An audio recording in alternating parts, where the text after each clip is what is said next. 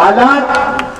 हर एक के वैसे नहीं रहते। मैंने इसीलिए आयत पढ़ी और ये आयत पर अमल करता है कि वतोइल से मंतशा वतोजिल मंतशा बियदिकल खैर इन्नका अला कुल्ली शैइन कदीर। इन्होंने मुखालिफिन ने हर वो कुर्सी के लिए हर वो गंदे काम किए, हर वो नीच से नीच हरकत की, लेकिन आसिफ शेख रशीद साहब का एक भी वर्कर, एक भी वोटर, एक भी ख्वाहिशमंद उम्मीदवार, मुझे उम्मीद है कि वो कभी भी अपनी जगह से नहीं हलेगा, ऐसी मुझे उम्मीद है। मैं शेख रशीद साहब और आसिफ शेख रशीद के आसिफ साहब के बोलने पर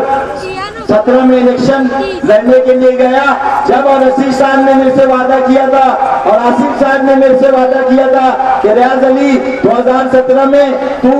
कुर्बानी दे दे,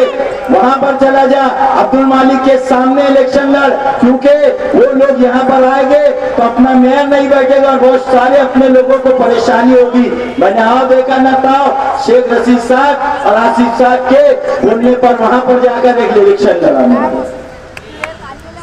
और जब भी शेख रशीद खान वाले को बोलने किसी ने भी आंख उठा के देखा, चाहे सोशल मीडिया हो, चाहे फिर यूट्यूब पे बोले या व्हाट्सएप पे बोले या तकरीर पे बोले, कल भी बोले थे तो मैं उनका जवाब, इनका जवाब पत्थर से कल भी देने के लिए तैयार था, आज भी देने के लिए तैयार हूँ और इंशाअल्लाह कल भी दूंगा।